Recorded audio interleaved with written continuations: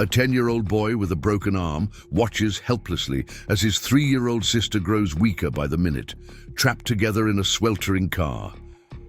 With no adults in sight and his phone dead, Jake Thompson faces an impossible choice. Wait for help that might never come, or risk everything to save the person he loves most.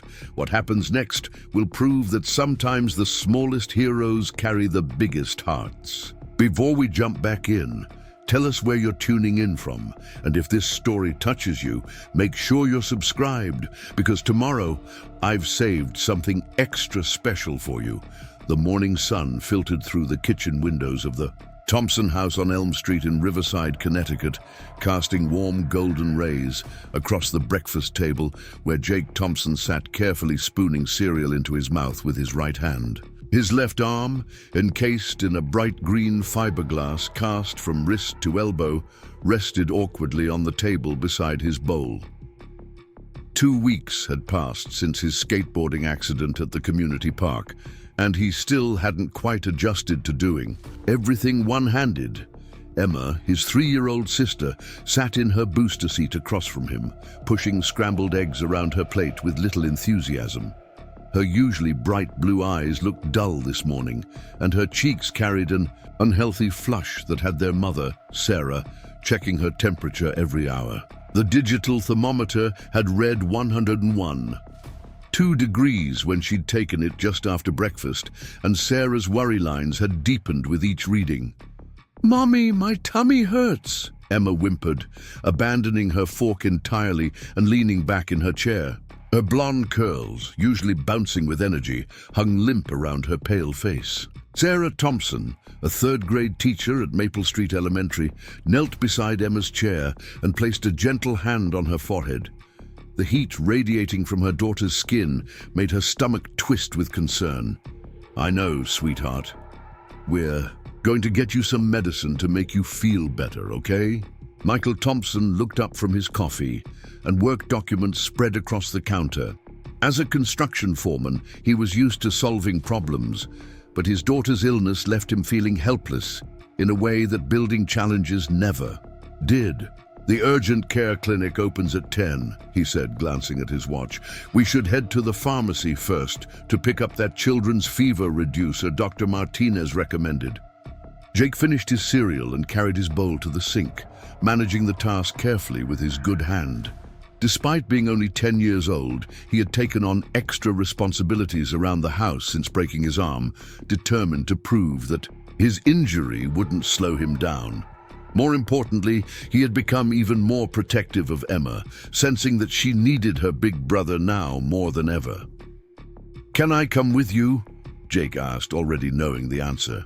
The family rarely went anywhere without him, especially when Emma wasn't feeling well. She always seemed calmer when he was nearby, and today would be no exception. Sarah smiled at her son, grateful for his steady presence. "Of course, honey. Emma always feels better when you're with her." The drive to Riverside Shopping Plaza took 15 minutes through the tree-lined suburban streets. Emma dozed fitfully in her car seat, occasionally whimpering in her sleep, while Jake kept watch over her from his position beside her. The shopping plaza was moderately busy for a Tuesday morning, with people running errands before the day grew too hot. The weather forecast had predicted temperatures reaching nearly 90 degrees, unusual for July even in Connecticut. Michael found a parking spot toward the back of the lot, partially shaded by a large delivery truck that was making its rounds to the various stores. The blue Honda Accord settled into the space with a soft hum as the engine shut off. The air conditioning had been working overtime during the drive, but already Jake could feel the temperature beginning to rise inside the vehicle. "We'll be quick," Sarah promised, gathering her purse and checking that she had the prescription information Dr. Martinez had called in the night before. The pharmacy said it would only take a few minutes to fill. Michael climbed out of the driver's seat and stretched, his back stiff from bending over blueprints all morning. "Jake, keep an eye on Emma while we run in. We'll leave the air conditioning on." This was a routine they had followed countless times before, Jake was mature for his age and responsible, and Emma felt safest with her brother nearby. The pharmacy was visible through the plaza's large windows, and they would only be gone for a few minutes while the prescription was filled. Jake nodded seriously, understanding the importance of his role. "I'll take care of her, Dad." Sarah leaned over to kiss Emma's warm forehead, her heart aching at how listless her usually energetic daughter appeared. "We'll be right back, baby girl. Jake's going to stay with you." As his parents walked toward the pharmacy entrance, Jake adjusted his position to get a better view of Emma. Her breathing seemed more labored than it had been in the car, and small beads of perspiration were beginning to form on her forehead despite the air conditioning. He reached over with his good hand to gently stroke her hair, the way he had seen his mother do countless times. "It's okay, Em," he whispered softly. "Mommy and Daddy will be back soon with medicine to make you feel better." Emma's eyes fluttered, open at the sound of his voice, and she managed a weak smile. "Jakey stay?" she asked in her tiny voice, using the nickname she had given him when she first learned to talk. "I'm not going anywhere," Jake promised, his 10-year-old voice carrying a conviction that would soon be tested in ways he never could have imagined. The minutes ticked by slowly in the growing heat of the shopping plaza parking lot. Jake watched through the windows as his parents joined a short line at the pharmacy counter, their figures clearly visible but seeming impossibly far away. Emma had drifted back to sleep, her small chest rising and falling with each breath, but Jake noticed that her breathing seemed to be getting shallower. He tried to reach for the controls to adjust the air conditioning, but his cast made the movement awkward, and he couldn't quite manage it with his right hand from his position. A flutter of concern passed through his mind, but he pushed it away. His parents would be back any minute and everything would be fine. That's when he heard the soft click that would change everything. The sound was barely audible, just a gentle electronic chirp from the car's locking system. Jake looked around confused, then reached for the door handle to check on his parents' progress. The handle didn't budge. He tried again, pressing the unlock button on the door panel, but nothing happened. Preparing and narrating this story took us a lot of time, so if you are enjoying it, subscribe to our channel. It means a lot to us. Now back to the story. A cold realization began to creep into his mind, despite the growing heat in the car. They were locked in. Jake's first instinct was to reach for his phone, but as his hand moved toward his pocket, he remembered with growing dread that his phone had died during the night and was currently plugged into his bedroom wall at home. His parents had their phones with them, of course, but they were inside the pharmacy, unaware that their children were trapped in the rapidly heating vehicle. Emma stirred restlessly in her car seat, a small whimper escaping her lips. The temperature inside the car was beginning to climb noticeably, and Jake could feel sweat starting to form under his cast. He looked toward the pharmacy, willing his parents to look up and see him, but they were focused on the pharmacist who was explaining something about Emma's medication. Jake tried the door handle again, pressing it with more force, but the electronic locks held firm. The car's safety system, designed to protect children, had somehow malfunctioned and was now trapping them inside. He pushed every button he could reach on the door panel, but nothing responded. The air conditioning had shut off when the engine stopped, and already the interior was beginning to feel stuffy. "Mommy!" Emma called weakly, her eyes opening to look around the car with confusion. "Hot, Jakey." Jake's heart began to race as he realized the severity of their situation. Emma was already sick with a fever, and now they were trapped in a car that was quickly becoming an oven under the July sun. He could see people walking past in the parking lot, but the car's tinted windows and their position behind the delivery truck made it difficult for anyone to notice them. "It's okay, Em," Jake said, trying to keep his voice calm despite the growing panic in his chest. "Mommy and Daddy will be back soon." But as he watched his parents through the pharmacy windows, Still waiting at the counter, while the pharmacist searched for something in the computer system, Jake began to understand that soon might not be soon enough. Emma's fever meant her body was already struggling to regulate its temperature, and the rising heat in the car was making everything worse. Jake pressed his face against the window, trying to catch someone's attention in the parking lot.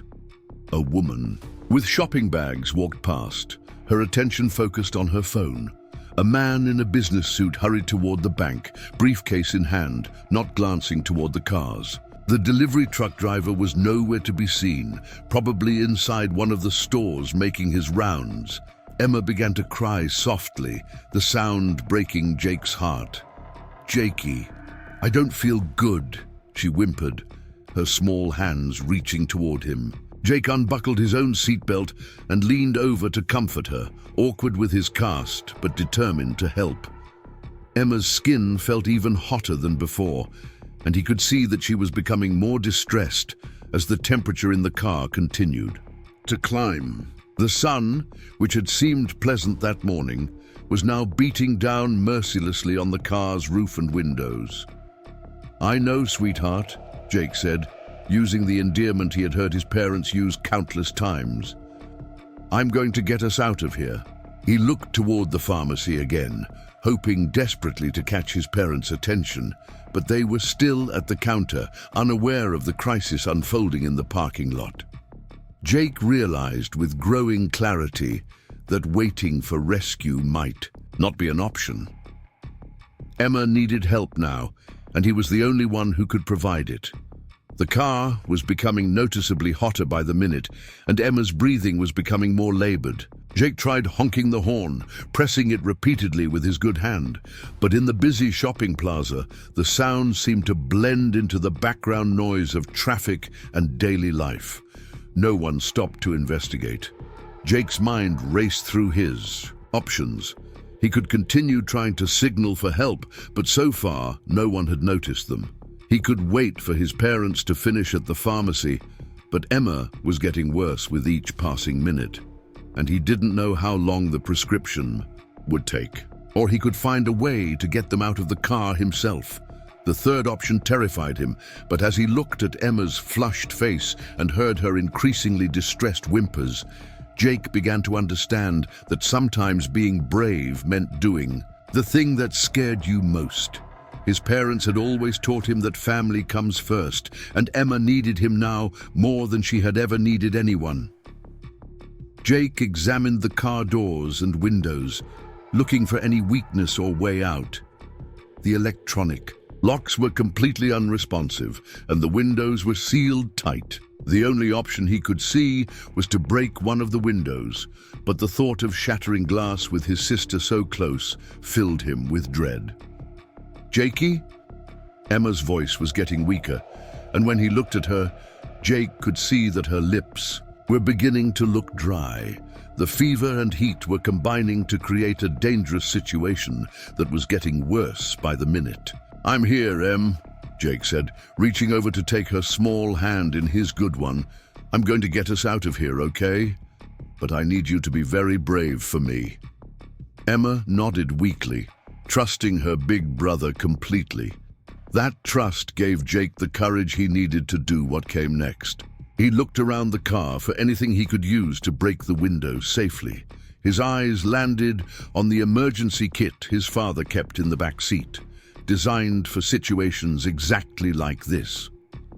Jake reached back awkwardly with his good arm, his cast making the movement difficult, and managed to grab the small emergency hammer designed for breaking car windows. The tool felt heavy in his small hand, and Jake had to pause for a moment to gather his courage. He had never broken anything deliberately in his life, and the thought of the glass shattering near Emma terrified him. But her labored breathing and the sweat beading on her forehead reminded him that he didn't have a choice. "Em, I need you to close your eyes and turn away from me, okay?" Jake said gently. "I'm going to make a loud noise, but it's going to help us get out." Emma, too weak to argue, simply nodded and turned her head toward the opposite window. Jake positioned himself as far from her as possible while still being able to reach the rear passenger window. He said a quick prayer, took a deep breath, and brought the hammer down against the glass. The window didn't break on the first try, sending a shock through Jake's arm and making his cast ache. He tried again, hitting the same spot with more force, and this time spiderweb cracks appeared across the safety glass. One more strike, and the window finally gave way, collapsing into small, relatively harmless pieces as it was designed to do. Fresh air rushed into the superheated car, and Jake felt immediate relief, but his work was far from over. Emma was becoming increasingly listless, and Jake knew he needed to get her to help immediately. Working carefully around the broken glass, Jake unlocked the door from the outside and opened it wide. The temperature difference between the inside and outside of the car was shocking, even though the day was quite warm. Jake climbed out, his legs shaky from adrenaline and fear, and hurried around to Emma's door. Unbuckling Emma from her car seat with one hand while managing his cast proved more challenging than he had anticipated, but Jake's determination gave him strength he didn't know he possessed. Emma was barely conscious now, her fever and the heat having taken a serious toll on her small body. "Come on, Em," Jake whispered, lifting his sister as carefully as he could manage with his limited mobility. "We're going to get help." Emma felt limp in his arms, her head lolling against his shoulder, and Jake felt a surge of panic unlike anything he had ever experienced. She needed medical attention immediately, and the urgent care clinic was at least 20 minutes away by car. But Jake remembered passing the emergency entrance to Riverside General Hospital on their way to the shopping plaza. It was only about 6 blocks away, but that might as well have been 6 miles for a 10-year-old boy carrying his sick sister with a broken arm. Jake looked toward the pharmacy one more time, hoping desperately to see his parents emerging, but they were still inside, unaware of the drama that had unfolded in the parking lot. He couldn't wait any longer. Emma's breathing was becoming more shallow, and her skin felt burning hot against his good arm. With a determination that surprised even him, Jake began walking toward the hospital, cradling Emma as carefully as he could manage. His cast made balancing difficult, and Emma, though small for her age, felt heavier with each step. But Jake had made a promise to take care of his sister, and he intended to keep it no matter what it cost him. The shopping plaza exit seemed impossibly far away as Jake struggled across the parking lot, his sneakers slapping against the hot asphalt. Other shoppers began to notice the unusual sight of a young boy with a cast carrying an obviously sick child, and some stopped to stare, but Jake was focused entirely on reaching help for Emma. "Hey, kid," called a voice behind him. "Are you okay?" Jake turned to see a middle-aged woman hurrying toward them, her face creased with concern. Behind her, Jake could see that his dramatic exit from the car had finally attracted attention, and several people were gathering around the broken window, trying to understand what had happened. "My sister is sick," Jake gasped, his breathing heavy from exertion and stress. "She has a fever, and we got locked in the car. She needs to get to the hospital." The woman, whose name tag identified her as Betty Williams from the flower shop, immediately understood the gravity of the situation. "Oh my goodness," she breathed, reaching for her phone. "I'm calling 911 right now." As Betty dialed emergency services, Jake felt a mixture of relief and continued urgency. Help was coming, but Emma seemed to be getting worse by the minute. Her small body felt burning hot against his arm, and she hadn't opened her eyes or spoken since he had lifted her from the car seat. "The ambulance is on its way," Betty said, hanging up her phone. "They'll be here in just a few minutes. You did the right thing, sweetheart. You probably saved your sister's life." Jake barely heard her words of praise. All his attention was focused on Emma, willing her to hang on just a little longer. In the distance, he could hear the wail of sirens approaching, and he felt a surge of hope that help might arrive in time. But even as relief washed over him, Jake couldn't shake the feeling that this was only the beginning of a much longer journey. Emma's condition had deteriorated rapidly, and he didn't know what that meant for her recovery. All he knew was that he had done everything in his power to save his little sister, and now it was up to the medical professionals to do the rest. As the ambulance rounded the corner into the shopping plaza, its red and blue lights flashing against the storefronts, Jake held Emma a little tighter and whispered the same promise he had made in the car. "I'm not going anywhere, Em. I'm going to take care of you." It was a promise that would shape both of their lives in ways Jake couldn't yet imagine. But in that moment, it was simply the truth of a big brother's love for his sister. Tested by circumstances, neither of them could have anticipated and proven stronger than any obstacle they might face. The ambulance screeched to a halt in the shopping plaza parking lot, its sirens echoing off the storefronts as paramedics jumped out with practiced efficiency. Jake stood frozen for a moment, Emma still cradled in his good arm, as the reality of what was happening crashed over him like a wave. These weren't just any emergency responders rushing toward them.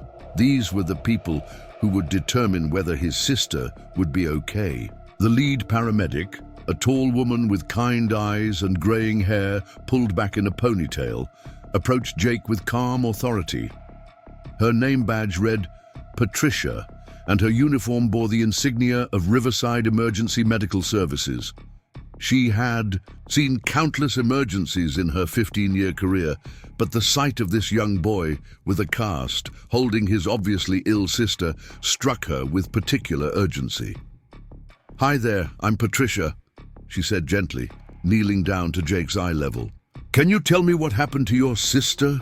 Jake's words tumbled out in a rush, his voice shaking with exhaustion and fear. "Her name is Emma. She's 3 and she's been sick with a fever since yesterday.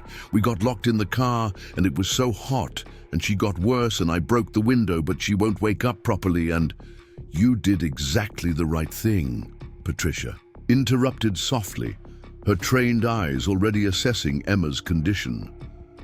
The child's flushed face, labored breathing, and semi-conscious state told a story that Patricia recognized all too well. Heat exposure combined with an existing fever created a dangerous medical emergency that required immediate intervention. Patricia's partner, a younger man named Marcus, wheeled a stretcher from the ambulance while Patricia gently examined Emma without removing her from Jake's arms. She checked the little girl's pulse, noted her rapid breathing, and used a small thermometer to take her temperature. The reading of 104. 2 degrees made her expression grow more serious. "Jake, I need to take Emma to the hospital right now," Patricia explained, her voice remaining calm despite the urgency she felt. "Her temperature is very high, and we need to cool her down and give her fluids. Can you help me by letting us put her on this stretcher?" Jake hesitated for just a moment, his protective instincts making it difficult to let go of his sister. But the professionalism and kindness in Patricia's voice convinced him that Emma would be in good hands.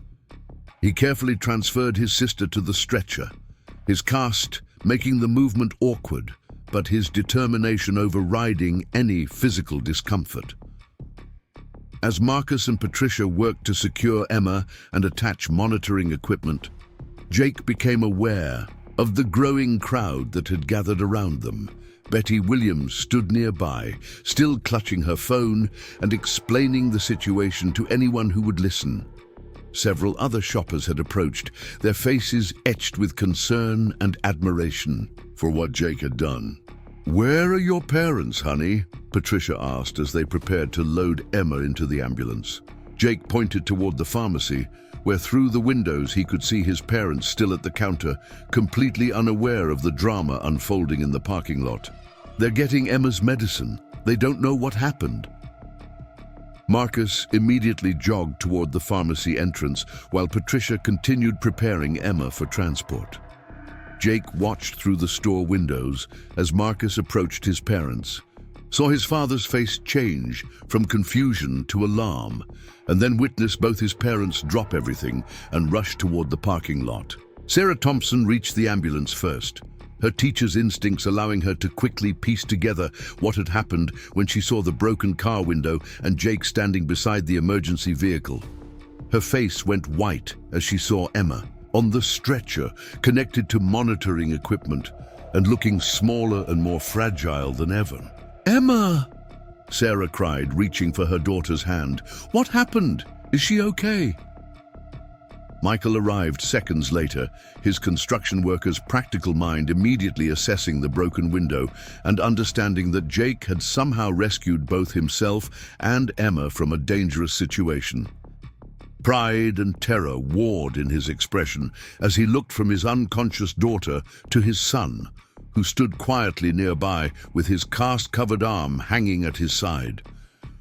Patricia quickly explained Emma's condition and the need for immediate transport to Riverside General Hospital. Her temperature is dangerously high, and she's showing signs of dehydration. We need to get her cooled down and on IV fluids as soon as possible. "I'm riding with her," Sarah said firmly, already climbing into the ambulance. "Dad!" Jake spoke up quietly, his voice barely audible over the ambient noise of the parking lot. "I tried to take care of her. I promised I would." Michael knelt down and pulled Jake into a careful hug, mindful of his son's cast. "You did take care of her, buddy. You probably saved her life."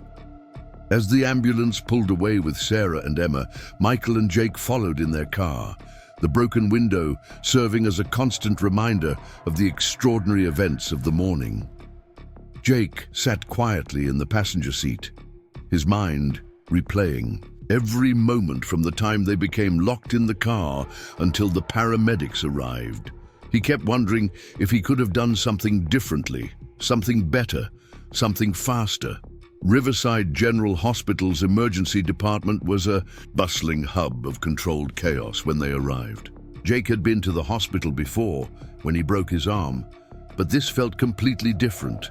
The urgency in everyone's movements, the serious expressions on the medical staff's faces, and the knowledge that Emma's condition was truly serious, made everything feel surreal and frightening.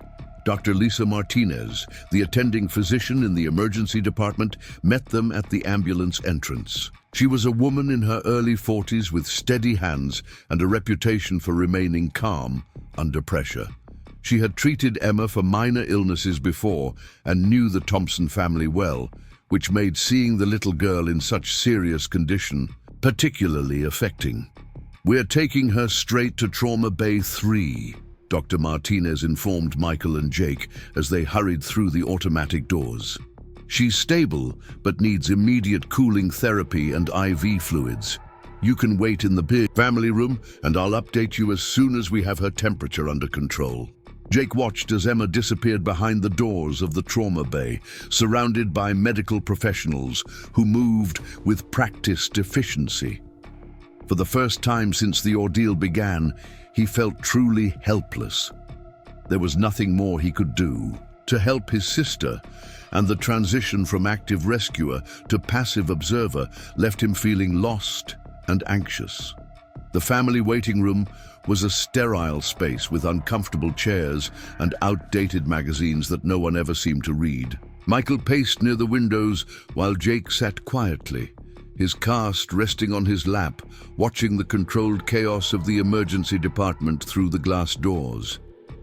Nurses and doctors moved purposefully between rooms, their conversations filled with medical terminology that Jake didn't understand, but that sounded important and urgent. "Jake," his father said, settling into the chair beside him, "I need you to tell me exactly what happened from the beginning." Jake recounted the events, once more, his voice growing stronger as he described his decision to break the window and carry Emma toward help. Michael listened without interruption, his expression shifting between pride and amazement as he realized the courage and quick thinking his 10-year-old son had displayed under impossible circumstances. "The locks just stopped working?" "Michael, asked, his practical mind trying to understand the mechanical failure that had created the emergency. "I pressed all the buttons, but nothing happened," Jake explained, "and my phone was dead, so I couldn't call anyone. Emma kept getting worse, and I knew I had to do something." Michael nodded slowly, understanding that Jake had faced a series of impossible choices and had somehow managed to make the right decision each time. The electronic lock failure was something that could happen to any modern vehicle, but most 10-year-olds wouldn't have had the presence of mind to recognize the danger and take decisive action. Dr. Martinez emerged from the trauma bay after what felt like hours, but had actually been only 45 minutes. Her expression was tired but relieved, and Jake felt his heart rate slow slightly when he saw that she wasn't wearing the grave expression that might indicate truly bad news. "Emma's temperature is coming down," Dr. Martinez reported, settling into a chair across from them. "We've got her on cooling blankets and IV fluids, and she's responding well. The combination of her fever and the heat exposure could have been very serious, but because Jake got her out of that car when he did, we're looking at a much better outcome." Jake felt a wave of relief wash over him, but Dr. Martinez wasn't finished. "I want to keep her overnight for observation," she continued. "Dehydration in children Emma's age can have complications, and I want to make sure her electrolyte levels stabilize completely. But she's going to be fine, thanks to her." Big Brother's quick thinking, Michael placed his hand on Jake's shoulder, squeezing gently. "Can we see her? She's sleeping right now, but you can go in for a few minutes. Just keep in mind that she's going to look a little overwhelming with all the monitoring equipment, but everything attached to her is just precautionary." Walking into Emma's room felt surreal to Jake. His little sister, who was usually a whirlwind of energy and chatter, lay still and quiet in the hospital bed, connected to various machines that beeped softly and displayed numbers that meant nothing to him, but everything to the medical staff. Sarah sat beside the bed, holding Emma's small hand and speaking to her in gentle whispers. "The doctor says she's going to be okay," Sarah said when she saw them, her voice thick with emotion. "Jake, you saved her life if you hadn't gotten her out of that car when you did." Jake approached the bed slowly, his cast making him feel clumsy and conspicuous in the quiet room. Emma's face had lost some of its earlier flush, and her breathing appeared more regular, but she still looked incredibly small and vulnerable, surrounded by all the medical equipment. "Is she going to wake up soon?" Jake asked quietly. "The doctor gave her something to help her rest while her body recovers," Sarah explained. "She might sleep for several hours, but that's exactly what she needs right now." Jake stood beside the bed, watching the steady rise and fall of Emma's chest and listening to the reassuring beep of the heart monitor. For the first time since the crisis began, he allowed himself to truly believe that everything was going to be okay. Emma was safe. She was getting the medical care she needed, and the immediate danger had passed. But as relief replaced the urgent fear that had driven him for the past several hours, Jake found himself thinking about everything that had happened in a new way. He thought about Patricia and Marcus, the paramedics who had known exactly what to do and how to help Emma. He thought about Dr. Martinez, whose calm expertise had stabilized his sister's condition. He thought about the nurses who moved efficiently between patients, providing care and comfort to families facing their worst fears. "Dad?" Jake said quietly, not taking his eyes off Emma's sleeping form. "Yeah, buddy? How do people know how to do all this, like the paramedics and the doctors? How do they learn how to save people?" Michael considered the question, recognizing that something important was happening in his son's mind. "Well, they go to school for a long time to learn about medicine and how the human body works. And they practice a lot, so when emergencies happen, they know exactly what to do." Jake nodded thoughtfully, his young mind processing this information. Do you think I could learn how to do that someday? Sarah looked up from Emma's bedside, her eyes meeting Michael's across the room. They both recognized the significance of Jake's question, understanding that the events of this day had awakened something in their son that went beyond simple curiosity. I think you could do anything you set your mind to, Michael said carefully. You showed today that you can stay calm under pressure and make good decisions when it really matters. Those are important qualities for people who help others. Jake remained quiet for a long time, watching Emma sleep and thinking about the paramedics who had arrived like heroes in the parking lot, the doctor who had explained everything with patient kindness, and the nurses who seemed to know exactly what Emma needed even before she asked for it. For the first time in his life, Jake felt like he had glimpsed a possible future for himself, one where he could be the person others called when they needed help the most. Officer Amanda Chen arrived at the hospital that evening to take a report about the incident. She was a young officer with the Riverside Police Department, known for her gentle approach with children and families in crisis. She found the Thompson family in Emma's room, where the little girl had finally awakened and was sipping apple juice, while Jake entertained her with silly faces that made her giggle weakly. I hate to interrupt, Officer Chen said from the doorway, but I need to get some information about what happened today for our report. Jake told his story once more, this time with Emma occasionally adding her own 3-year-old perspective on events.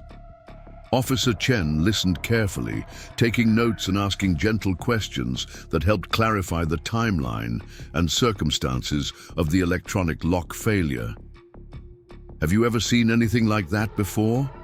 Michael asked. The lock's just failing. Like that? Officer Chen nodded grimly. Unfortunately, yes. Electronic systems in vehicles can malfunction, especially in extreme heat. We've had several similar incidents in the past few years. Usually it ends tragically because people don't realize what's happening until it's too late. She looked at Jake with evident respect. What you did today was remarkable. Most adults wouldn't have recognized the danger as quickly as you did, and very few would have had the courage to take the action you took. Jake felt uncomfortable with the praise, still processing everything that had happened. I just didn't want Emma to get hurt. That's exactly why what you did was so special, Officer Chen replied. You put someone else's safety before your own comfort and fear. That's the definition of heroism. After Officer Chen left, the family settled in for what would be a long night at the hospital. Emma's condition continued to improve steadily, and by midnight, her temperature had returned to normal, and she was asking for her favorite stuffed animal. Jake had refused to leave the hospital, insisting on sleeping in the uncomfortable reclining chair beside Emma's bed, despite his parents' suggestions that he go home and rest properly. Jakey stayed with me, Emma said drowsily, as the nurses prepared her for another night of observation. Jakey took care of me. Yes, he did, Sarah agreed, tucking the blanket around her daughter's small form. He took very good care of you, Bum. As Emma drifted back to sleep, Jake found himself staring out the hospital room window at the lights of Riverside spread out below. Somewhere out there, other families might be facing emergencies of their own, and there were people like Patricia and Dr. Martinez working through the night to help them. The thought filled him with a sense of purpose he had never experienced before. Jake, his father said quietly, settling into the chair beside him, I want you to know how proud I am of you. Not just for what you did today, but for the person you're becoming. Jake turned away from the window to look at his father. Do you really think I could become a doctor someday? Michael smiled, remembering his own childhood dreams and the way life had a tendency to shape people in unexpected directions. I think you could become anything you want to be. But more importantly, I think you've already shown that you have the heart for it. As the night wore on, and Emma slept peacefully under the watchful care of the hospital staff, Jake found himself thinking about the future in ways he never had before. The cast on his arm, which had seemed like such a limitation just that morning, now felt like a reminder of his own resilience and ability to overcome obstacles. If he could save his sister with a broken arm, what might he be able to accomplish? When he was fully healed and fully trained, the seeds of a dream were taking root in Jake's young mind, nurtured by the events of an extraordinary day and the realization that ordinary people could do extraordinary things when it mattered most. Emma was safe, sleeping peacefully in her hospital bed, but for Jake, the real journey was just beginning. Dr. Martinez stopped by early the next morning to check on Emma's progress and found Jake already awake, sitting quietly beside his sister's bed and watching the sunrise through the hospital window. Emma's vital signs had remained stable throughout the night, and her energy was beginning to return as her body recovered from the previous day's ordeal. "Good morning, Jake," Dr. Martinez said softly, not wanting to wake Emma. "How are you feeling today?" "Better," Jake replied honestly. "Emma seems better too." Dr. Martinez nodded, checking Emma's chart and noting the steady improvement in all her measurements. "She's doing very well. We'll probably be able to send her home this afternoon if she continues improving at this rate." She paused in her chart review and looked at Jake thoughtfully. "You know, what you did yesterday was exactly what any emergency responder would have done in that situation. You assessed the danger, you took appropriate action, and you got your sister to safety. Have you ever thought about what you want to do when you grow up?" Jake looked up at her with eyes that seemed older than his 10 years. "Actually, I have been thinking about that. A lot." Dr. Martinez smiled, recognizing something familiar in Jake's expression. It was the same look she had seen in the mirror when she was young and first realized that helping people in medical emergencies was what she wanted to do with her life. "Well, if you ever want to learn more about what we do here, you're always welcome to visit. We have programs for young people who are interested in medicine." As Dr. Martinez left to continue her rounds, Jake settled back in his chair and thought about her offer. The idea of learning more about medicine, about how to help people the way she had helped Emma, filled him with excitement. He had found something that felt like his calling, and it had emerged from one of the most frightening experiences of his life. Emma stirred in her bed, her eyes fluttering open as the morning sun grew brighter. When she saw Jake sitting beside her, she smiled. The bright, innocent smile that had always been able to make his day better. "Jakey," she said in her small voice, reaching for his hand, "you saved me." Jake took her tiny hand in his good one, careful not to disturb the IV line that was still providing her with fluids. "I'll always take care of you, Em. That's what big brothers do." But even as he made that familiar promise, Jake knew that something fundamental had changed in him. The experience had shown him that he was capable of more than he had ever imagined, and it had given him a glimpse of a future where he could make that kind of difference for other families, other children, other people in crisis. The cast on, his arm would heal in a few more weeks, but the lessons he had learned and the dreams that had been born would shape the rest of his life. Emma was safe, and that was what mattered most, but Jake was beginning to understand that this was only the beginning of a much larger story about who he was meant to become. The news of Jake Thompson's heroic rescue of his sister spread through Riverside like wildfire, carried by social media posts, local news coverage, and the kind of word-of-mouth storytelling that small communities thrive on. By the time Emma was discharged from the hospital that Tuesday afternoon, Jake's actions had already been featured on the local evening news and shared thousands of times across various social media platforms. Jake found himself completely unprepared for the attention. When they arrived home to Elm Street, their modest two-story house was surrounded by neighbors, local reporters, and even a news van from the regional television station. The sight of all these people gathered on his front lawn made Jake feel overwhelmed and slightly nauseous. He had acted instinctively to save his sister, and the idea that this made him somehow newsworthy felt strange and uncomfortable. Mrs. Eleanor Rodriguez, their next-door neighbor, was the first to approach them as they got out of their car. She was a retired nurse who had lived on Elm Street for 30 years and had watched Jake grow up from a toddler. Her eyes were bright with tears as she embraced him carefully, mindful of his cast. "Jake, honey, what you did was extraordinary," she said, her voice thick with emotion. "In all my years as a nurse, I've seen so many situations where quick thinking made the difference between life and death. You have the instincts of someone much older and much more experienced." Behind Mrs. Rodriguez, other neighbors gathered, with similar expressions of admiration and gratitude.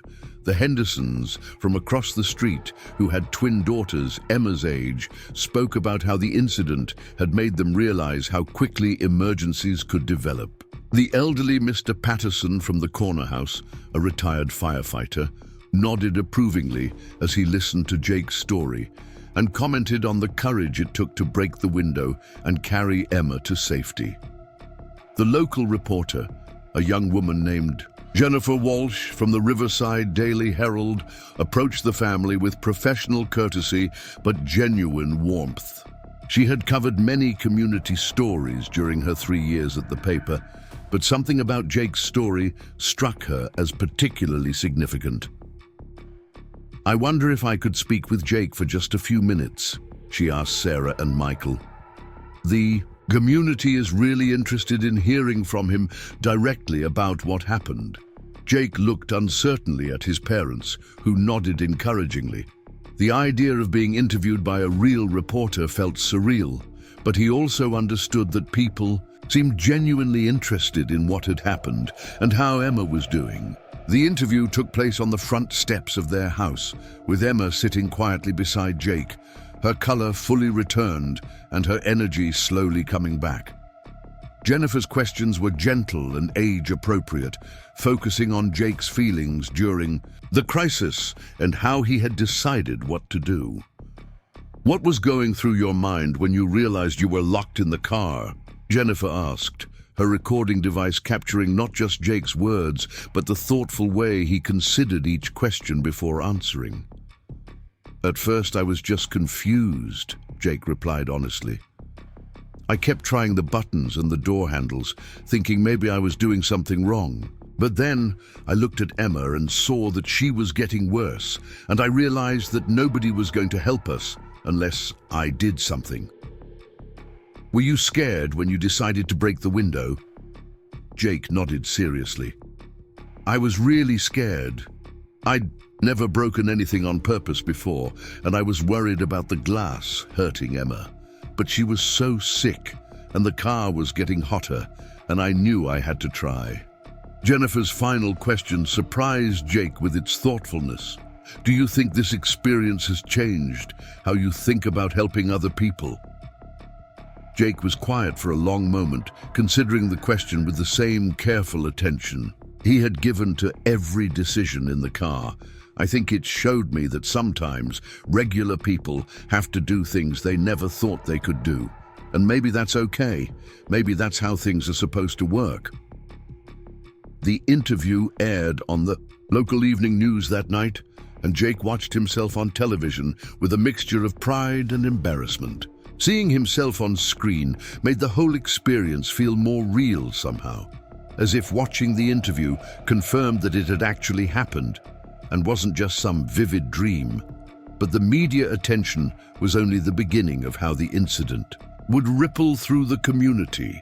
Dr. Martinez called the house that evening to check on Emma's recovery and to extend an invitation that would change the trajectory of Jake's young life. "I've been thinking about our conversation at the hospital," Dr. Martinez said, when Jake came to the phone. "We have a program here at Riverside General called Future Healers. It's designed for young people who are interested in learning about medicine and healthcare. Would you be interested in visiting us some Saturday to see what we do?" Jake's immediate yes surprised even him with its enthusiasm. The idea of returning to the hospital as a learner rather than a worried family member felt exciting and purposeful in a way that nothing else in his 10-year-old life had ever felt. The following Saturday morning found Jake walking through the familiar automatic doors of Riverside General Hospital. But this time, everything felt different. Instead of the urgent fear that had driven his last visit, he felt curious anticipation about what he might learn and discover. Dr. Martinez met him in the lobby, wearing casual clothes instead of her white coat, which made her seem more approachable and less intimidating. With her was Kevin Rodriguez, a pediatric nurse who had volunteered to help with the Future Healers program. Kevin was a young man in his late 20s, with an easy smile and the kind of patient demeanor that made children feel comfortable around him. "Welcome back, Jake," Dr. Martinez said warmly. "Today we're going to give you a behind-the-scenes look at how a hospital works. Kevin is going to be your guide for most of the morning." Kevin led Jake through areas of the hospital he had never seen before. They visited the laboratory, where technicians analyzed blood samples and other specimens, and Kevin explained how these tests helped doctors understand what was wrong with patients and how to treat them. They stopped by the pharmacy, where Jake learned how medications were prepared and distributed throughout the hospital, but it was their visit to the emergency department that captured Jake's imagination most completely. Dr. Martinez rejoined them there, and Jake was able to observe the controlled chaos of the emergency room from a new perspective. He watched paramedics bring in patients, saw nurses quickly assess newcomers and determine the urgency of their conditions, and observed doctors making rapid decisions based on limited information. Emergency medicine is about thinking quickly and staying calm under pressure, Dr. Martinez explained as they stood in the hallway observing the activity around them. It's about taking complex problems and breaking them down into manageable pieces that you can solve one at a time. Jake thought about this description as he watched a team work on a patient who had been brought in after a bicycle accident. The organized way that each person performed their specific role, the clear communication between team members, and the focused attention to the patient's needs reminded him of his own experience in the parking lot, but multiplied and refined through years of training and practice. "Could I learn to do this?" Jake asked quietly, his eyes following a nurse who was expertly inserting an IV while talking soothingly to a frightened child. "With study and practice and dedication, absolutely," Kevin replied. "But it takes a long time and a lot of hard work. You have to really want it." Jake nodded, understanding that this was not a career choice to be made lightly. But as he watched the medical team work together to help people in crisis, he felt a sense of rightness that he had never experienced before. This felt like something he was meant to do, something that would use not just his mind, but also the protective instincts and quick thinking that had emerged during Emma's crisis. Their hospital tour concluded with a visit to the pediatric ward, where Jake met some of the young patients who were recovering from various illnesses and injuries.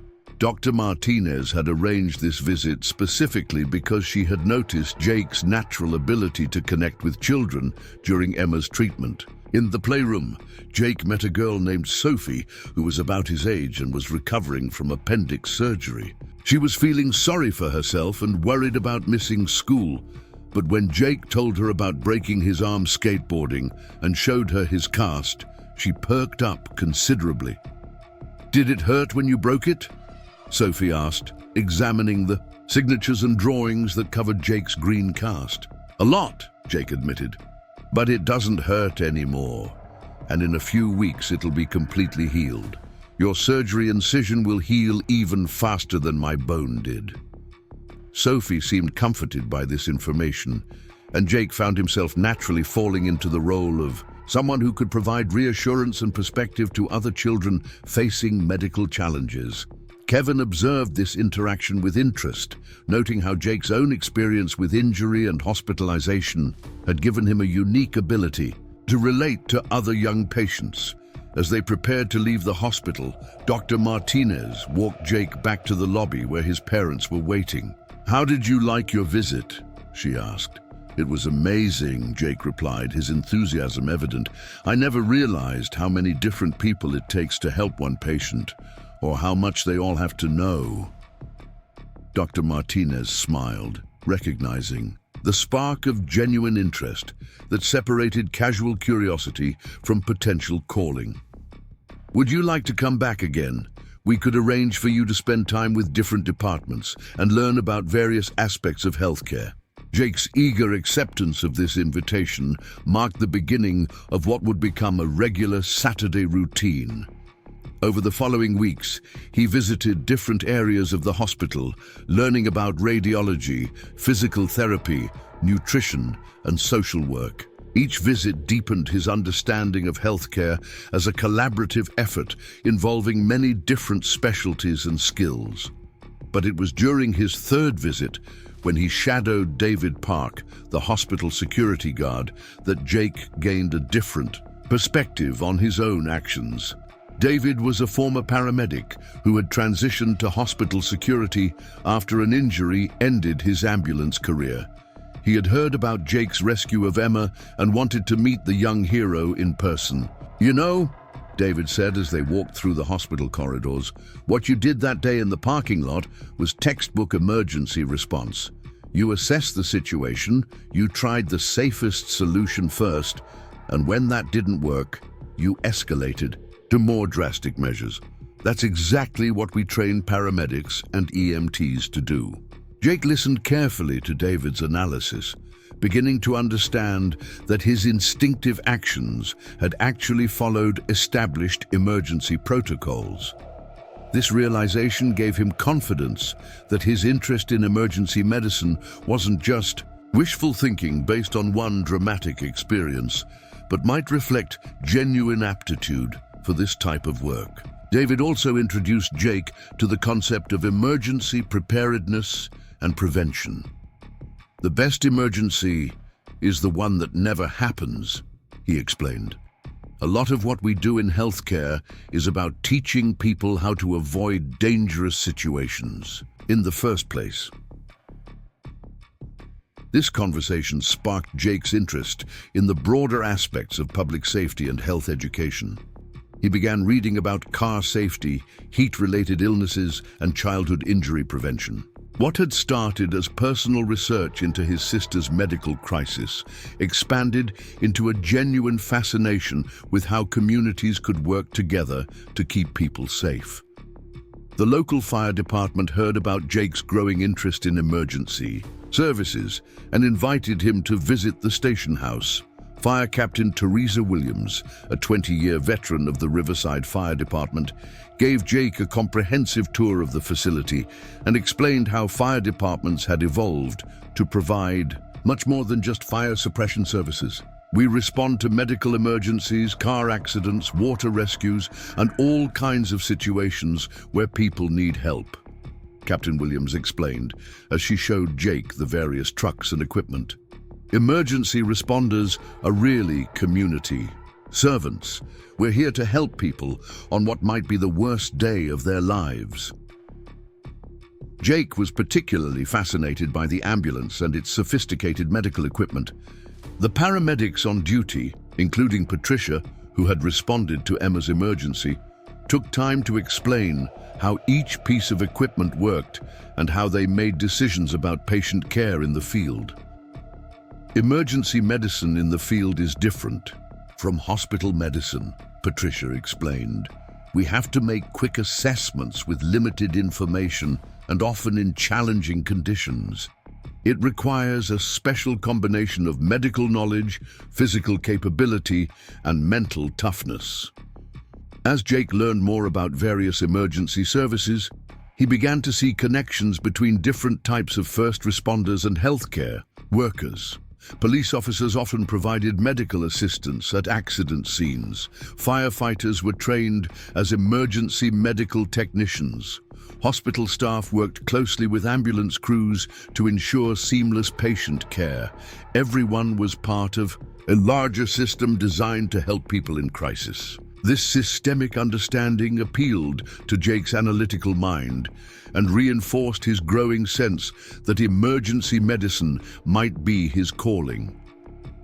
But it was an unexpected encounter at the hospital that crystallized his thinking about his future in the most powerful way.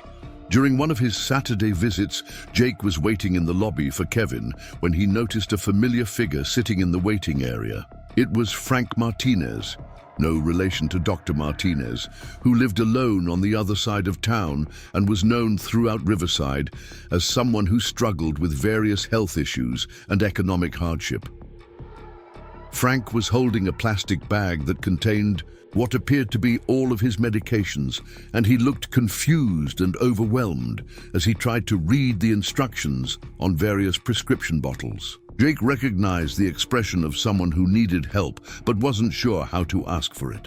Without thinking about it, Jake approached Frank and offered assistance. "Mr. Martinez, are you having trouble with your medications?" Frank looked up gratefully. "Jake, I heard about what you did for your sister. You're a real hero, son." He held up the bag of medications.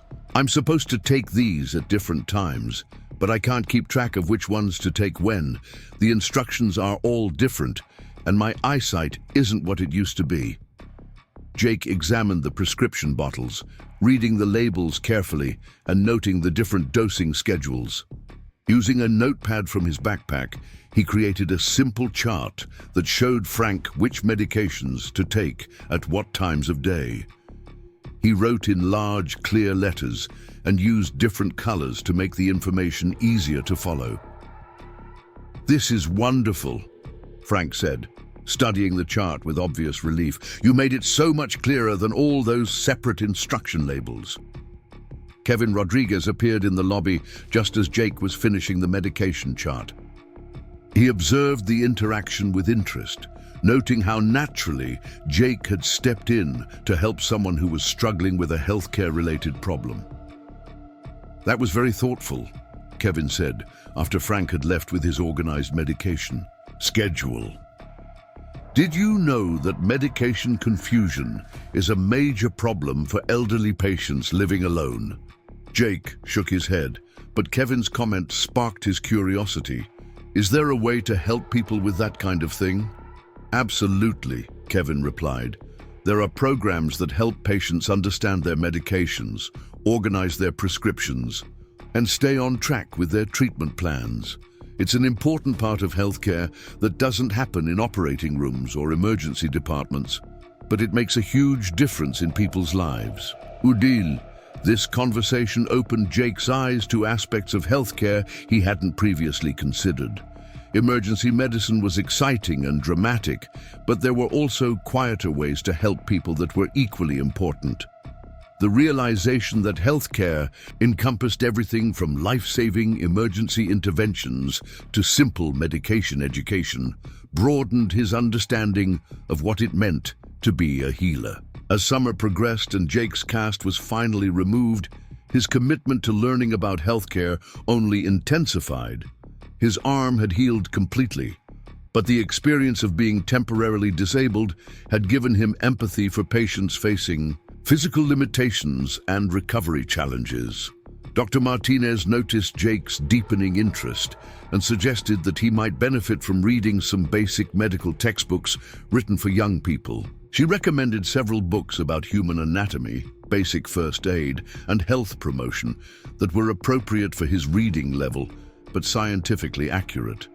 Jake devoured these books with the same enthusiasm that other kids his age brought. To video games or sports, He learned about how the circulatory system worked, how broken bones healed, and how the body's immune system fought off infections like the fever that had made Emma so sick. Each new piece of knowledge felt like a building block toward understanding how he might someday help other people the way Dr. Martinez had helped Emma. But perhaps the most significant development of that summer was Jake's growing recognition that his experience with Emma had changed not just his career aspirations, but his fundamental understanding of his role in the world. He began to see himself as someone who could make a difference in other people's lives, someone who had both the ability and the responsibility to help when help was needed. This new self-perception extended beyond healthcare and into other areas of his life. When Mrs. Rodriguez mentioned that her arthritis made it difficult for her to carry groceries, Jake began stopping by her house after school to help with heavy bags. When he noticed that some of the younger children at the community pool seemed nervous about swimming in the deep end, he started offering informal swimming lessons based on his own strong swimming skills. These small acts of service felt natural and rewarding in a way that surprised Jake with its intensity.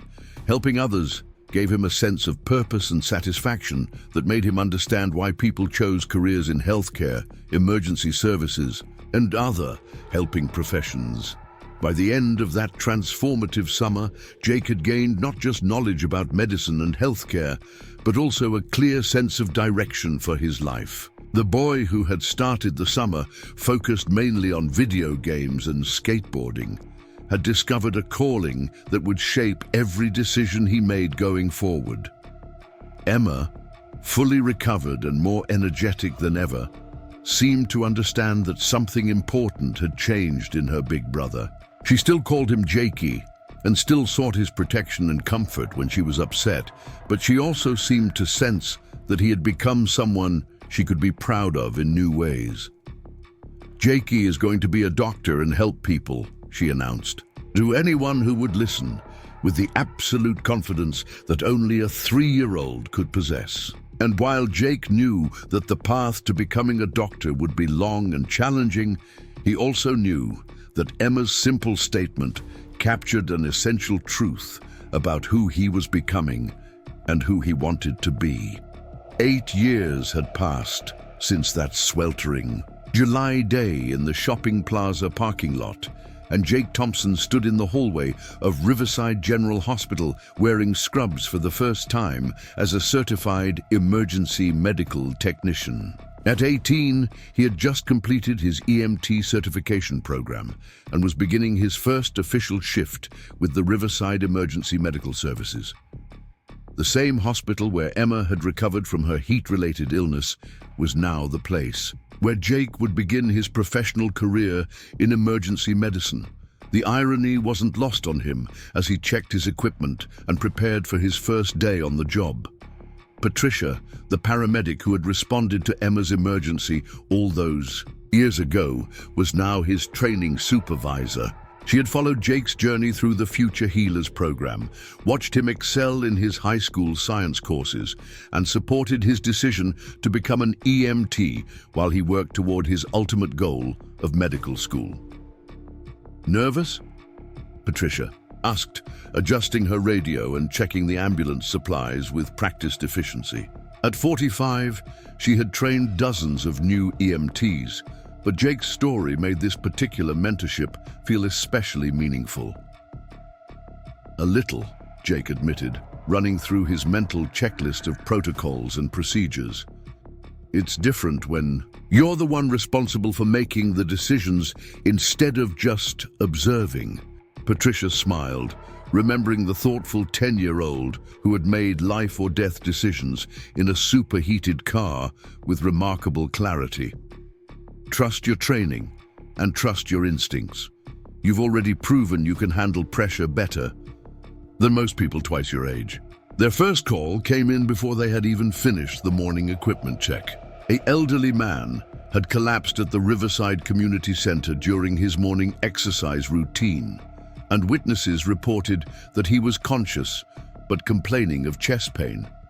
Jake felt his pulse quicken as Patricia started the ambulance and activated the sirens, but it was excitement rather than anxiety that coursed through his veins. The community center was the same building where Jake had volunteered throughout high school, helping with after-school programs and teaching basic first aid to elementary school children. The familiarity of the location helped calm his nerves. As they arrived on scene and began their assessment of the patient, the man, who introduced himself as Robert Chen, was sitting in a chair surrounded by concerned fellow exercisers. He was pale and sweating despite the air-conditioned environment, and his description of the chest pain suggested a possible cardiac event that required immediate attention. Jake followed Patricia's lead as they performed their initial assessment, but he found that his hands were steady and his mind was clear as they worked through the established protocols. Robert's vital signs indicated that he was stable, but needed to be transported to the hospital for further evaluation and treatment. "You're doing great, Mr. Chen," Jake said as they prepared him for transport. "We're going to take excellent care of you, and the doctors at Riverside General are going to run some tests to figure out exactly what's going on." Robert looked up at Jake with grateful eyes. "You're so young to be doing this kind of work. Have you been a paramedic long?" "I'm actually an EMT, and this is my first official day," Jake replied honestly. "But I've been preparing for this for a long time." The transport to Riverside General went smoothly, with Robert's condition remaining stable throughout the journey. Jake found that all of his training and preparation had given him the confidence to perform his duties effectively, even under the pressure of his first emergency call. At the hospital, they were met by Dr. Martinez, who had become the director of emergency medicine in the years since Emma's treatment. She greeted Jake with obvious pride, having watched him grow from a curious 10-year-old volunteer into a competent emergency medical professional. "First day treating patients instead of visiting them?" Dr. Martinez asked with a warm smile as they transferred Robert to the emergency department staff. "It feels right," Jake replied, surprised by how natural the whole experience had felt. "Different from what I expected, but right." As they prepared to return to service, Patricia debriefed Jake on their first call, praising his calm demeanor and professional competence. "You handled that perfectly," she said. "Robert was comfortable with you. You followed protocols exactly, and you communicated clearly with the hospital staff. That's everything we look for in a good EMT." Their second call of the day took them to an address that made Jake's heart skip a beat. The shopping plaza, where Emma's crisis had unfolded 8 years earlier, was the scene of another emergency, this time involving a construction worker who had fallen from scaffolding and sustained what appeared to be serious injuries. As they pulled into the parking lot, Jake couldn't help but glance toward the spot where their family car had been parked on that life-changing day. The area looked exactly the same, but Jake felt like a completely different person as he climbed out of the ambulance and grabbed his medical kit. The injured worker, a man in his 30s named Carlos Rivera, was conscious but had obviously sustained multiple injuries from his fall.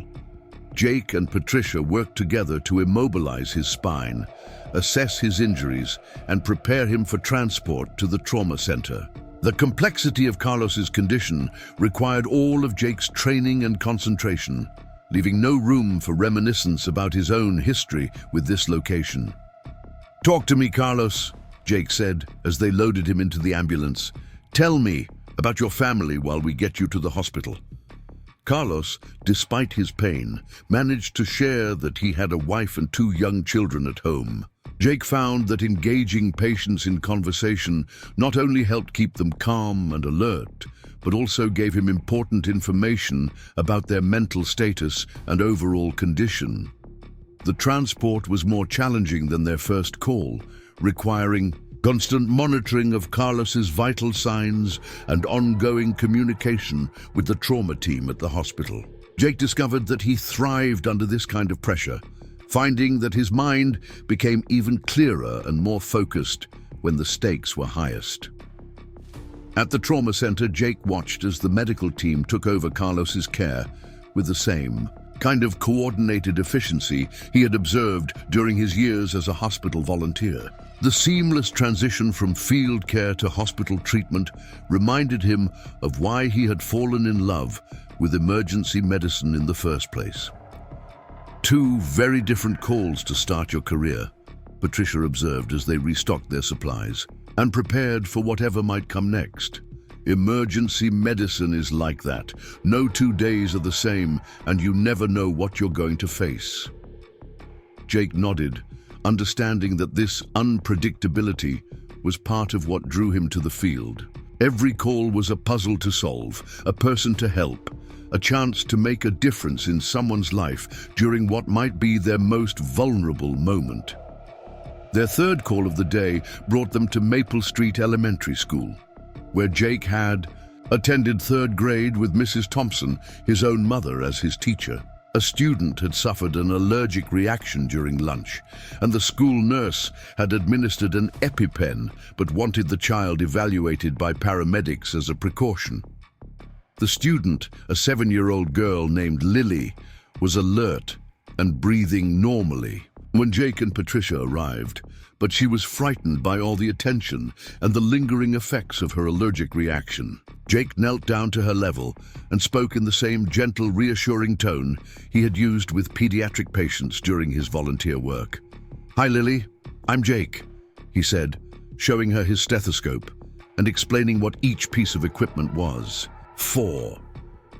We're going to check to make sure you're feeling better after that scary reaction you had." Lily's mother had arrived at the school and was clearly anxious about her daughter's condition.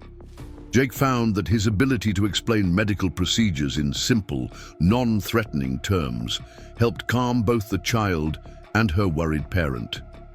"The good news is that Lily is breathing perfectly and her color looks great," Jake told Lily's mother. After completing their assessment, "The EpiPen did exactly what it was supposed to do, but we recommend taking her to the hospital for observation just to be safe." The transport was routine, but Jake found special satisfaction in working with pediatric patients. His experience with Emma and his years of volunteering in the hospital's pediatric ward had given him insights into how to communicate effectively with children and their families during medical emergencies. As their shift neared its end, Jake reflected on how perfectly his first day had demonstrated the variety and unpredictability of emergency medicine. They had treated cardiac issues, trauma injuries, and pediatric emergencies, each requiring different skills and approaches, but all demanding the same fundamental qualities: calm thinking under pressure, clear communication, and genuine compassion for people in crisis. "How do you feel about your career choice now?" Patricia asked as they completed their shift paperwork. "More sure than ever," Jake replied without hesitation. "Every call felt like something I was meant to do." As Jake drove home that evening, he passed the Riverside shopping plaza once again. This time, instead of triggering memories of crisis and fear, the location reminded him of how far he had come and how much his life had been shaped by the events of a single summer day 8 years earlier. At home, he found Emma, now 11, years old and thriving, working on her homework at the kitchen table. She looked up when he walked in, her face bright with curiosity about his first day as a professional EMT. "How was your first day saving people?" she asked, with the directness that had always characterized her approach to life. "It was amazing," Jake replied, settling into the chair beside her. "I helped 3 different people today, and each situation was completely different." Emma listened with fascination as Jake described his calls, asking thoughtful questions about the patients and the medical procedures involved. At 11, she had developed her own interest in science and medicine, inspired partly by Jake's journey, but also by her own natural curiosity about how things worked. "Do you think you'll like being a doctor even more than being an EMT?" Emma asked. Jake considered the question carefully. "I think they're different kinds of helping," he said finally. EMTs help people in the worst moments of medical emergencies. Doctors help people over longer periods of time, figuring out what's wrong and how to fix it. I want to do both. Sarah and Michael Thompson arrived home from work to find their children discussing Jake's first day in emergency medicine. Both parents had watched with pride and amazement as Jake had pursued his calling with single-minded determination, excelling in his studies and earning the respect of medical professionals throughout the community. "Any regrets about not choosing an easier career path?" Michael asked, remembering the countless hours Jake had spent studying and volunteering to prepare for this day. "None at all," Jake replied firmly. "This feels like what I was meant to do with my life." Over dinner, the family discussed Jake's plans for continuing his education while working as an EMT. He had been accepted to the pre-med program at the state university and planned to work part-time shifts with the ambulance service while completing his undergraduate degree. It would be a challenging schedule, but Jake had learned that he performed best when he was fully engaged and working toward meaningful goals. The following Saturday brought Jake's weekly volunteer shift at the hospital, a tradition he had maintained even after becoming a certified EMT. Dr. Martinez had suggested that he continue volunteering in different departments to broaden his understanding of hospital operations and patient care. On this particular Saturday, Jake was assigned to work with Rachel Green, the social worker who helped patients and families navigate the emotional and practical challenges of serious illness. Rachel had heard about Jake's story and his journey toward medicine, and she was eager to show him how social work complemented medical treatment in addressing patients' overall needs. Their first case involved an elderly woman named Margaret Foster, who had been hospitalized for complications from diabetes. Margaret lived alone and had no family in the area, which meant that her discharge planning was complicated by questions about her ability to manage her medications and care for herself safely at home.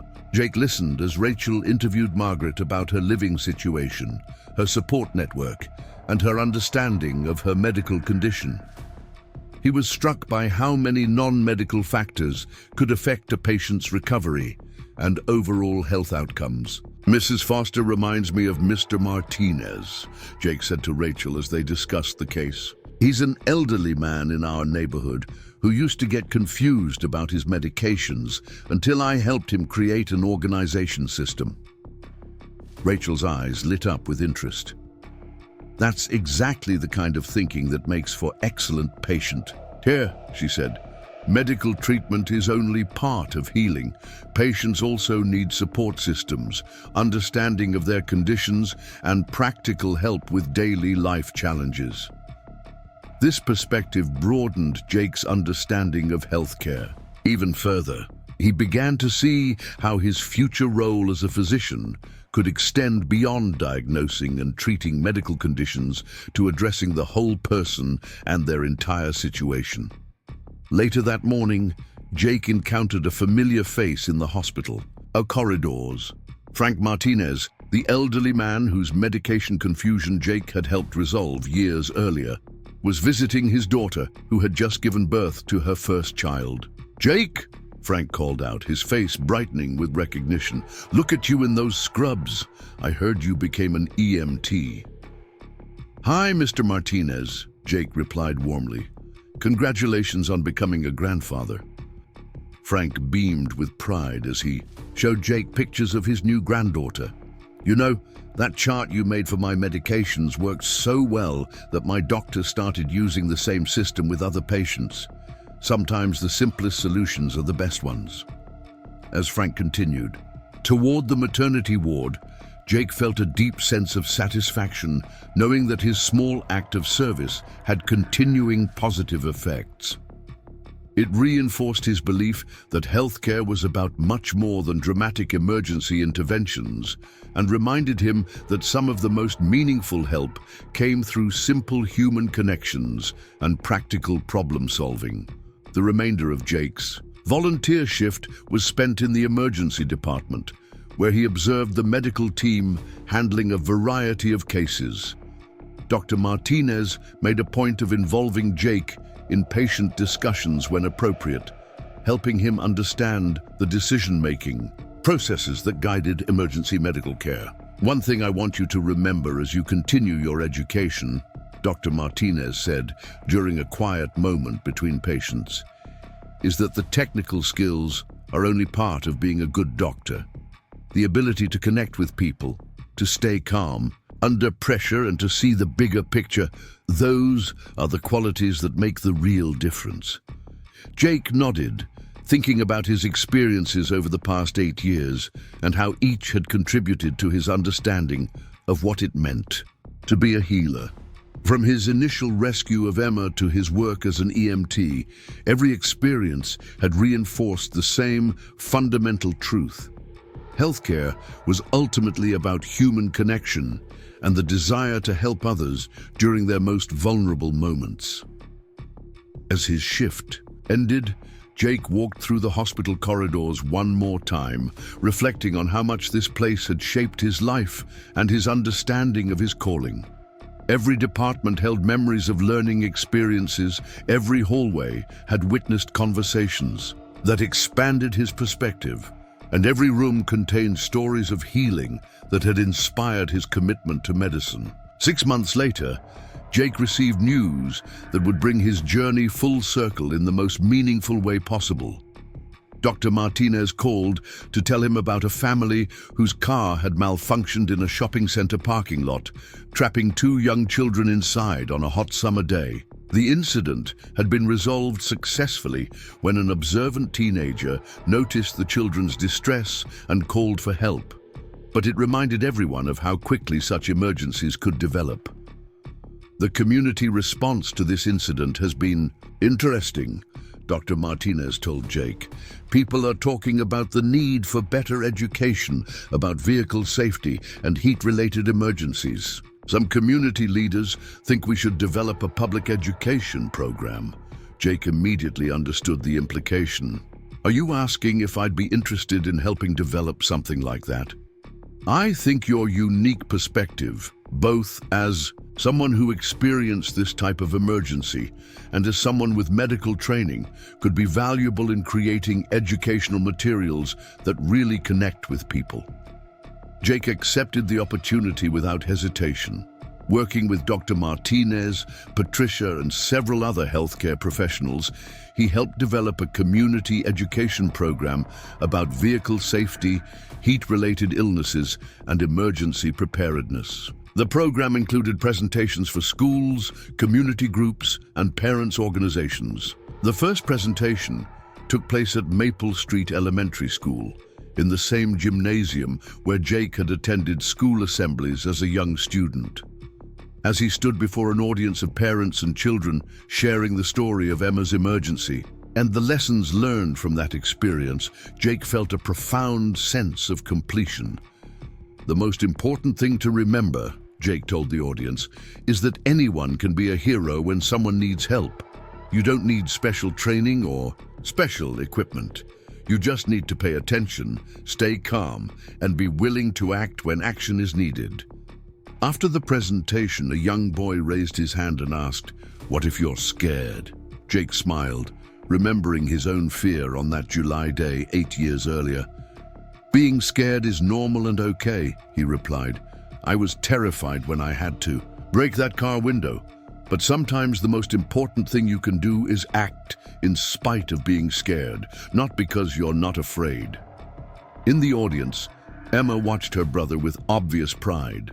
At 11, she had become an advocate for child safety in her own right, often reminding her friends about the importance of never playing in cars and always telling adults if they felt too hot or sick. As Jake concluded his presentation and answered questions from the audience, he realized that his journey had brought him to exactly where he was meant to be.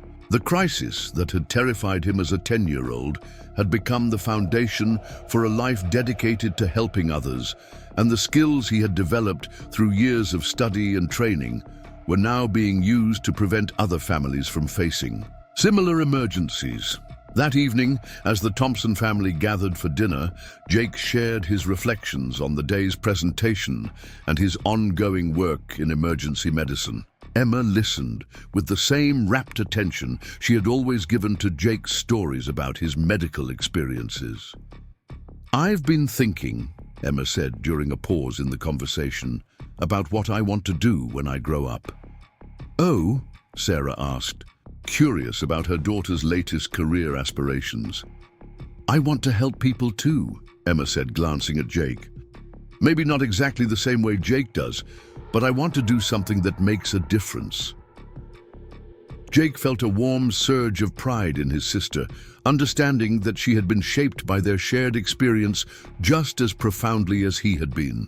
The crisis that could have ended tragically had instead become the catalyst for both siblings to dedicate their lives to helping others. As the years continued to pass, Jake completed his undergraduate studies while working as an EMT, earned admission to medical school, and began his journey toward becoming an emergency physician. Emma grew into a thoughtful and compassionate teenager who volunteered with local charities and showed early interest in public health and disease prevention. The community education program that Jake had helped develop expanded to include multiple topics and reached thousands of families throughout the region. The shopping plaza where Emma's emergency had occurred installed new safety features and became a model for other retail centers interested in preventing similar incidents. But perhaps the most meaningful outcome of that July day, 8 years earlier, was the simple fact that both Jake and Emma had learned that ordinary people could do extraordinary things when circumstances demanded it. They had discovered that heroism wasn't about being fearless or having special powers, but about being willing to act when action was needed and to dedicate yourself to serving others when you had the opportunity to make a difference. Years later, when Dr. Jake Thompson walked the halls of Riverside General Hospital as an attending physician in the emergency department, he would occasionally pause at the window that looked out over the community he had grown up in. Sometimes he could see the shopping plaza in the distance, the place where his calling had first revealed itself during a moment of crisis and courage. And in those moments of reflection, Jake would remember that every career in medicine, every life dedicated to healing, and every act of service began with a simple decision to help when help was needed. The boy with the cast had become the man with the stethoscope, but the heart that drove both was exactly the same: a deep, unwavering commitment to taking care of others, no matter what the cost. 15 years had transformed the landscape of Riverside, Connecticut, but the Thompson family's impact on their community had only grown stronger with time. Dr. Jake Thompson now stood as the Chief of Emergency Medicine at Riverside General Hospital, a position he had earned through years of dedicated service and innovative approaches to emergency care. At 33, he had become the youngest department chief in the hospital's history, but his colleagues knew that his age belied a depth of experience and wisdom that stemmed from understanding medicine not just as a science, but as a calling rooted in human compassion. The emergency department under Jake's leadership had become a model for hospitals throughout New England. His emphasis on trauma-informed care, community outreach, and staff wellness had created an environment where both patients and medical professionals thrived.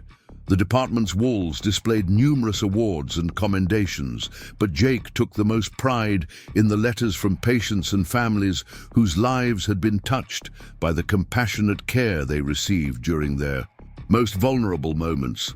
On this particular autumn morning, Jake was reviewing the department's latest quality metrics when his assistant knocked on his office door. "Dr. Thompson, there's someone here to see you. She says it's about the Children's Safety Initiative."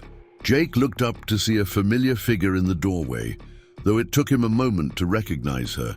Emma Thompson Rivera, now 26 and radiant with the confidence of someone who had found her own path to making a difference, stood smiling at her brother with the same bright eyes that had looked up at him trustingly from a hospital bed all those years ago. "I hope you have time for your sister," Emma said, stepping into the office that overlooked the same parking lot where their family's journey had begun. Jake rose immediately, embracing Emma warmly. "I always have time for you. What brings you to my professional domain?" Emma settled into the chair across from his desk, her expression shifting to the serious demeanor she wore when discussing her work as a public health educator with the state's Department of Health. "I've been developing a statewide initiative for childhood injury prevention, and I need the expertise of the best emergency physician I know." The request didn't surprise Jake. Emma had followed her own calling into public health, earning her master's degree in epidemiology and specializing in prevention programs that addressed the root causes of childhood injuries and illnesses. Her work had already resulted in significant reductions in preventable accidents across Connecticut, and she had become a respected voice in national discussions about child safety.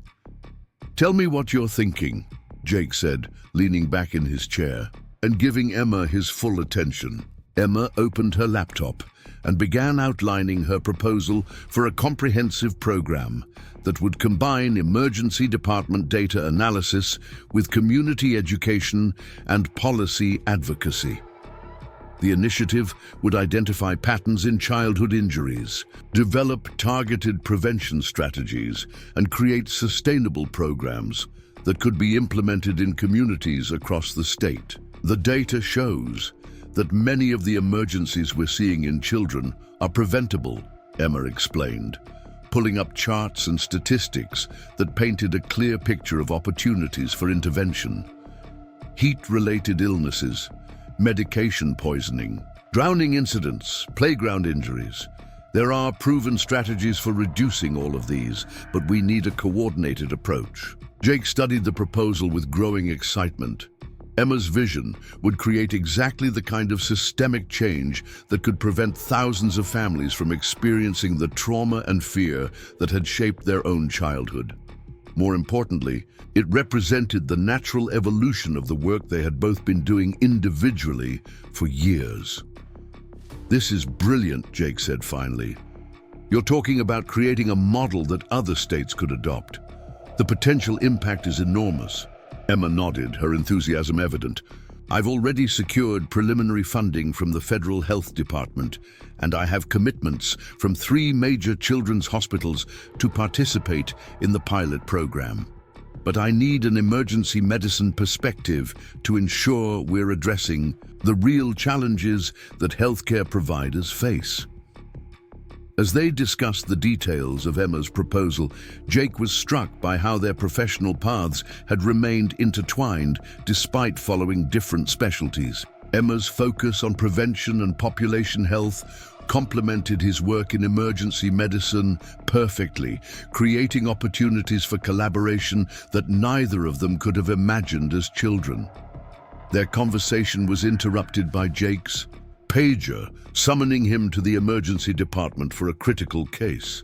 Emma followed him downstairs, curious to observe her brother in his element and to see how the department had evolved under his leadership. The patient was a 7-year-old boy named Marcus, who had been brought in after a bicycle accident. His mother, clearly distraught, hovered nearby as Jake and his team worked to assess the child's injuries. Marcus had sustained a head injury and was frightened and confused, crying for his mother despite the medical team's efforts to comfort him. Emma watched as Jake knelt beside the examination table, speaking to Marcus in the same gentle, reassuring tone she remembered from their childhood. He explained each procedure in language the boy could understand, involved Marcus's mother in providing comfort, and maintained a calm presence that seemed to ease everyone's anxiety. "Marcus, I know this is scary," Jake said, holding the boys, and while a nurse prepared equipment for a CT scan. "But you know what? You're being really brave, and we're going to take excellent care of you. Your mom is going to stay right here with you the whole time." The entire interaction took less than 10 minutes, but Emma could see how Jake's approach transformed what could have been a traumatic medical experience into something manageable for both the child and his mother. The technical skills were important, but it was Jake's ability to connect with people during crisis that made the real difference. After Marcus was stabilized and admitted for observation, Jake rejoined Emma in the hallway. "Cases like that remind me why we do this work," he said, pulling off his gloves and washing his hands. "Every scared child who comes through those doors could be us 15 years ago." Emma nodded, understanding exactly what he meant. "That's why the prevention work is so important. If we can stop even a fraction of these accidents from happening, we spare families from going through what we experienced." Their conversation was interrupted by the arrival of Patricia, now the Director of Emergency Medical Services for the region. At 55, she had become a legendary figure in Connecticut emergency medicine, known for her innovative training programs and her mentorship of countless paramedics and EMTs. "I heard through the grapevine that the Thompson siblings are collaborating on something big," Patricia said, joining them in the hallway. "Should I be excited or worried?" Jake laughed, remembering Patricia's role in both his professional development and his family's crisis response all those years ago. "Definitely excited. Emma's developing a statewide childhood injury prevention program, and she wants emergency medicine input." Patricia's expression immediately became serious and interested. "That's exactly what we need. I see the same preventable injuries coming through our system over and over again. If we could address the root causes instead of just treating the consequences, we could change everything." The three of them spent the next hour discussing Emma's proposal, with Patricia providing insights from the field perspective that complemented Jake's hospital experience. By the end of their conversation, they had outlined a comprehensive collaboration that would involve emergency departments, EMS services, public health agencies, and community organizations across the state. This could be the model for how healthcare systems approach prevention, Patricia said as they concluded their discussion. "Instead of just responding to emergencies, we could be actively working to prevent them." As Patricia returned to her duties, Emma and Jake walked to the hospital cafeteria to continue their planning. The familiar space held countless memories of Jake's volunteer days and medical school rotations, but today it felt like the setting for something entirely new and important. "I have to ask you something," Emma said as they settled at a table with their coffee. "Do you ever wonder what would have happened if that day in the parking lot had gone differently?" Jake considered the question carefully. "Sometimes," he admitted, "but not in a regretful way. More like wondering about the ripple effects. So many people's lives have been touched by what happened that day, in ways we probably don't even know about." Emma nodded thoughtfully. "I think about all the families who might benefit from this prevention program and how their stories will be different because they won't have to experience what we did. That feels like the best possible outcome from our experience." Their conversation was interrupted by the arrival of Dr. Martinez, now retired, but still actively involved in medical education and community health initiatives. At 70, she remained sharp and engaged, serving on numerous boards and committees dedicated to improving healthcare delivery.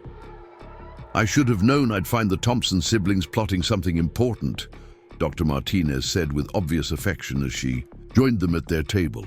"The hospital grapevine is buzzing with rumors about your collaboration."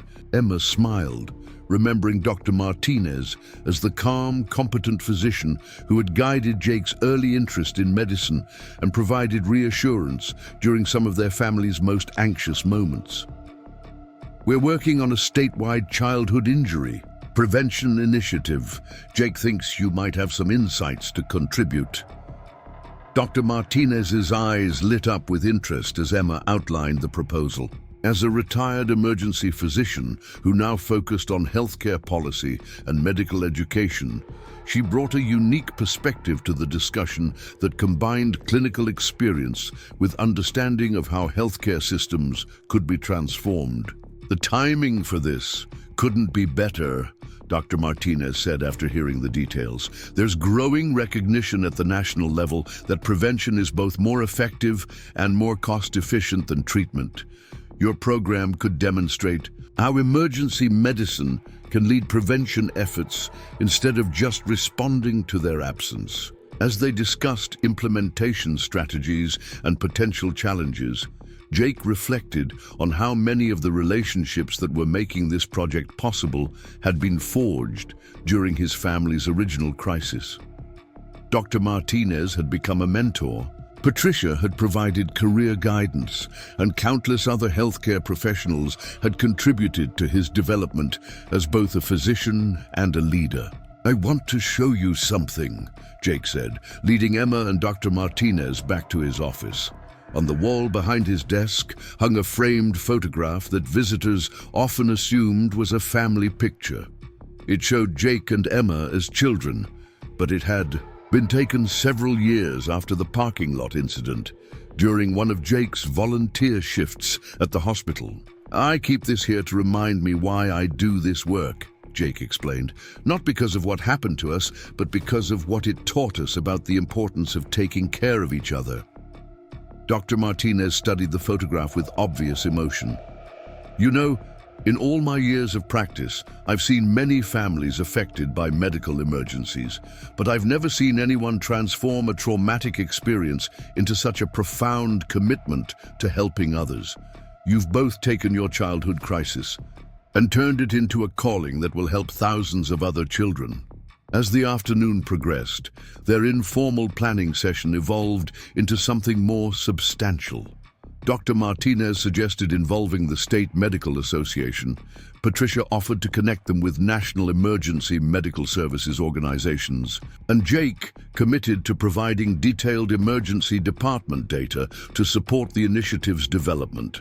By evening, they had outlined a comprehensive program that would establish Connecticut as a national leader in childhood injury prevention. The initiative would combine data analysis, community education, healthcare provider training, and policy advocacy in an integrated approach that addressed prevention from multiple angles simultaneously. "We should celebrate," Emma said as they concluded their planning. "This feels like the beginning of something really important." Jake agreed, but he wanted to make one more stop before they left the hospital. He led Emma to the pediatric ward, where he often visited young patients, who reminded him of their own childhood experience. Tonight, he wanted to check on Marcus, the boy who had been brought in after the bicycle accident. They found Marcus awake and much more alert, sitting up in bed and coloring while his mother read nearby. His head injury had proven to be minor, and he would be discharged the following morning with no lasting effects from his accident. "How are you feeling, Marcus?" Jake asked, settling into the chair beside the bed. "Better," Marcus replied, showing Jake his coloring page. "My mum says you're the doctor who helped me feel safe." Jake smiled, remembering his own childhood, fears during medical procedures, and how much difference a kind, reassuring presence could make. "I'm glad we could help. You were very brave today." As they prepared to leave, Marcus's mother approached Jake privately. "Doctor, I wanted to thank you for how you handled everything today. Marcus was so scared, but you made him feel like everything was going to be okay. That means more to a parent than you probably realize." Walking back to the parking lot where their own story had begun, Jake and Emma reflected on the day's developments and the potential impact of their planned collaboration. The same asphalt that had once been the site of crisis and fear was now the starting point for an initiative that could prevent countless other families from experiencing similar trauma. "Do you think Mom and Dad ever imagined this?" Emma asked, looking back at the hospital where both of their careers had taken shape. "I think they knew we were both going to find ways to help people," Jake replied. "But I don't think any of us could have predicted how everything would connect." As they reached their cars, Emma turned to her brother with obvious emotion. "I'm proud of what we've both become, but I'm even more proud of what we're going to accomplish together." Jake hugged his sister, feeling the same sense of completion and anticipation that had marked so many important moments in their shared journey. The best part is that this is just the beginning. Think about all the families who won't have to go through what we did because of the work we're going to do. Over the following months, the Childhood Injury Prevention Initiative took shape with remarkable speed and support. Emma secured additional funding from private foundations and federal grants. Jake assembled a team of emergency medicine specialists from hospitals across the state, and their advisory board grew to include experts in pediatrics, public health, education, and policy development. The program's first major milestone came when they presented their preliminary findings at a national conference on emergency medicine. Their data demonstrated clear patterns in preventable childhood injuries and outlined evidence-based interventions that could reduce these incidents by up to 40% in participating communities. Jake stood at the podium addressing an audience of emergency physicians, public health officials, and policymakers from across the country. Behind him, a slide displayed statistics that represented thousands of children who could be spared injury through targeted prevention efforts. The emergency department has traditionally been the place where we respond to injuries after they occur, Jake told the audience. But we have both the data and the relationships necessary to move upstream and prevent these injuries from happening in the first place. In the audience, Emma watched her brother present their shared vision to a national audience with obvious pride. The boy who had broken a car window to save his sister had become a leader in transforming how the medical community approached childhood safety. The response to their presentation was overwhelmingly positive, with multiple states expressing interest in adapting their model for their own communities. By the end of the conference, Jake and Emma had commitments from hospital systems and public health departments in 12 states to participate in an expanded version of their program. 6 months later, the initiative achieved its most significant recognition when it was selected as a model program by the Centers for Disease Control and Prevention. The announcement came during a ceremony in Washington, D.C., where Jake and Emma were honored for their innovative approach to childhood injury prevention. Standing in the federal building where health policy was made at the national level, Emma reflected on the journey that had brought them from a terrifying experience in a hospital parking lot to recognition as leaders in public health innovation. The scared 3-year-old who had needed her brother's protection had become someone who could protect thousands of other children through her work. The Thompson Siblings Initiative, as their program had become known, was now being implemented. In communities across the country, emergency departments were using their protocols to identify prevention opportunities. Schools were implementing their safety education curricula, and legislators were considering policy changes based on their recommendations. But perhaps the most meaningful recognition came from an unexpected source. At the CDC ceremony, Jake and Emma were approached by a woman in her 30s who introduced herself as Dr. Sarah Kim, an emergency pediatrician from Seattle. "I wanted to thank you both," Dr. Kim said, her voice filled with emotion. 5 years ago, my daughter was in a car accident that could have been prevented if we'd had programs like yours in place. She recovered completely, but the experience inspired me to change my career focus to injury prevention. Your work is giving other families the protection that we didn't have." As Dr. Kim walked away, Jake and Emma stood in silence, understanding that their work had created ripple effects they were only beginning to comprehend. Every family protected by their prevention programs, every child who avoided injury because of their safety education, and every healthcare provider inspired to think differently about their role in prevention represented the ongoing legacy of that July day 15 years earlier. The ceremony concluded with Jake and Emma being invited to address the assembled healthcare leaders and policymakers. Standing together at the podium, they looked out at an audience that included some of the most influential figures in American healthcare. 15 years ago, our family experienced a medical emergency that could have ended tragically, Emma began, her voice clear and confident. Instead, it became the foundation for everything we've accomplished since then.